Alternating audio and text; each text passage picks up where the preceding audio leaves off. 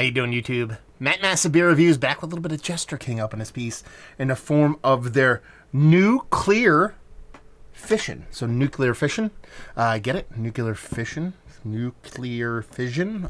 Yeah, there you go. What does this say on this bottle here? It says nuclear fission was brewed with well water, local grains, forage heather, America Gale, gelatin root, and metal sweet. It is fermented with native yeast. Then barrel aged, blended, and naturally conditioned. We'd like to thank Will Myers of Cambridge Brewing Company for their friendship, inspiration, and collaboration. Yeah, Jester King. This is a 2020 bottle, so we're looking at 4 and 4, so 2, so it's about 7 months old. Blend number 1 comes in at a gigantic 4.4%, and this comes courtesy of my boy Tony. He sent this off in a box. And I got it yesterday. Oh, yeah. I said I was going to let this sit for a week or two because I kind of jostled it up a bit on purpose because he lets his bottle sit on the side. And I like to pour mine vertically, so it might be a little bit hazier than it's supposed to be. But, listen, it's draft night in the NFL. I wanted to drink this bottle. We're doing it. So it's about 24 hours it's been settling on its own. Hopefully that is enough. Label-wise, it's all right. It reminds me of some kind of Deadhead stuff. Damn hippies. You know, something along those lines. But nuclear fission, I love the name. What does that look like? That looks like apricot juice. Ripened, over-ripened apricot juice. Sun tea, too. Very much sun tea vibes off of this thing. Not much of a head, not expecting a ton. A bunch of roots and flora and fauna in this beer, being barrel-aged, Jester King, funky, tart, all the stuff you'd expect. Not expecting a huge head, but get this nice ring kind of sticking around. So it looks pretty. Pretty. Let's get a nose.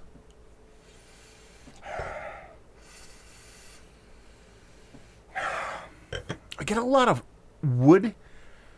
I get a ton of wood.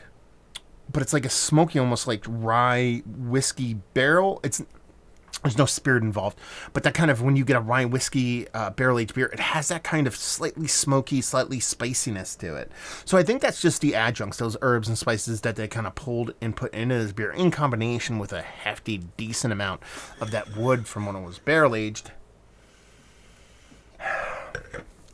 If I'm going to lean into some kind of fruit, because I typically do, you know, we're pretty much all like Saison, even if they aren't fruit forward. I don't know what to tell you here. It's almost like a hybrid between a white grape and something else. White grape,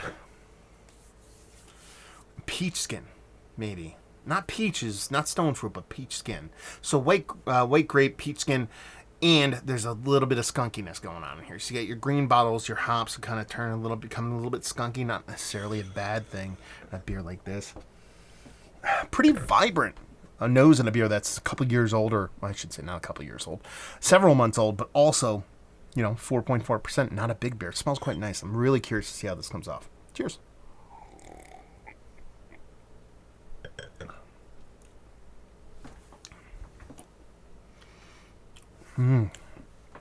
It's tart.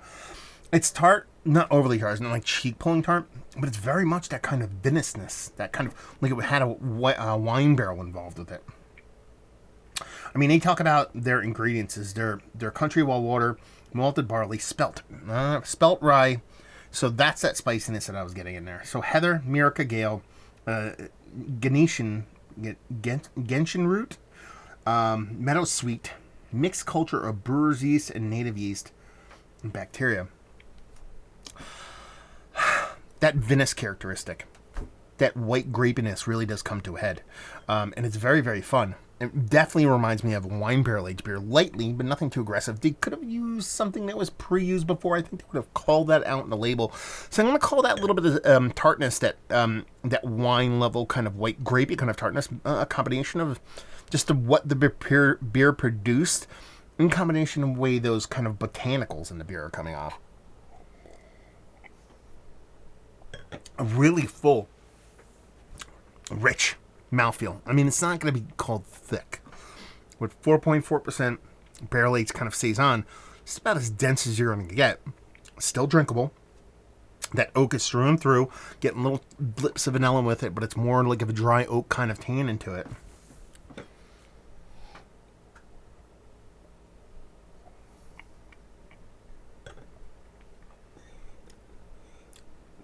It's really, really an aggressive beer for its ABV level. And not overly aggressive. I want to make that like perfectly clear that I don't think this beer is overly aggressive. It's fun. That's what it is. It's fun. I like this. It's a really fun beer. Acidic, not overly apparent on the taste, but I can kind of feel my body go, you didn't. I forgot to take my heartburn medication today. It's like, maybe. That kind of thing going on. Now, when I read this, half of these ingredients in here, I couldn't tell you anything about. You know what I mean? Like, as far as, I know what well water tastes like. Maybe not theirs, but malted barley, sure, spelt, yeah. Rye, yeah. Oats, yeah. Hops, yeah. Heather. I know what heather smells like. I've never tasted it. Miraca Gale, never heard of it. Ganetian root, never heard of it. Meadowsweet, never heard of it. Mixed culture, I've heard of that. Brewer's yeast, native yeast, and bacteria. I've heard of those last three too. So I'm not going to sit here and try to kind of bullshit my way in and be like, oh yeah, that's that Ganetian America root thing. No, I don't know what those fucking things are. So I can't sit in here and tell you that's why this beer tastes like this. But what I can tell you is that you get something beyond what you typically get when you get, these kind of mixed culture kind of Saison. That's what this is. This is a mixed culture kind of rye Saison is probably more where I would place it as far as style goes. Because even though the rye isn't too big there, it definitely is present. Adds a spicy component to it. And it's kind of like a weird beer version of a gin and tonic. Or should I say gin? Because those botanicals, while they're not gin-like, they're gin adjacent. As far as the way they're playing in this beer.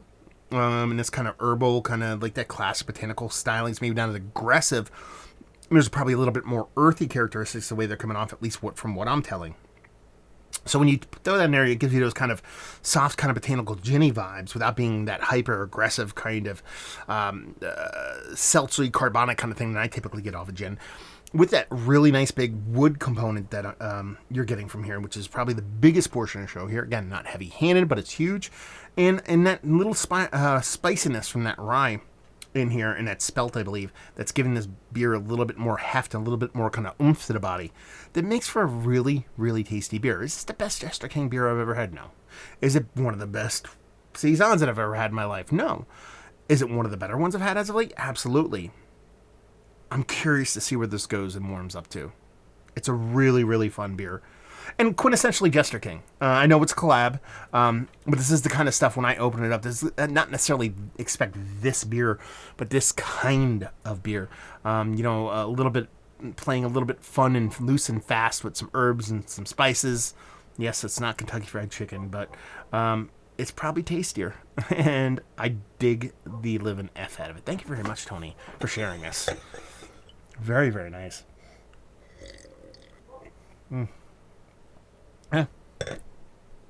I will drink this all tonight. This will not be wasted. Let's put it that way. It's that low ABV that's really making me hot and bothered for this too. And that's it. There's probably more to this beer. And I don't think I've ever said this before. There's probably more to this beer. I just can't get it. You know what I mean? Like, it's a little bit beyond what I'm used to as far as ingredients go.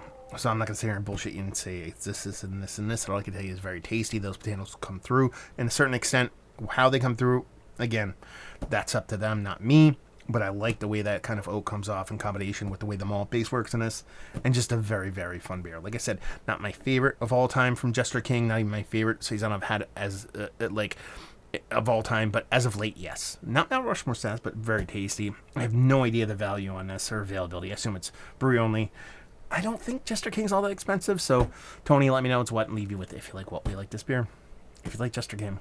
Spicy Saisons and botanicals. You'll like this. So there you go. Reviewing the books. Hopefully you guys enjoyed it. Down there if you want to talk about it. Massive Beers if you want to check me out doing the social media stuff. Beer Massif. If you want to check me out doing the whole podcasting thing. And hopefully you guys enjoyed the review. Hopefully you're enjoying a little bit of a, Yeah, Jester King right now.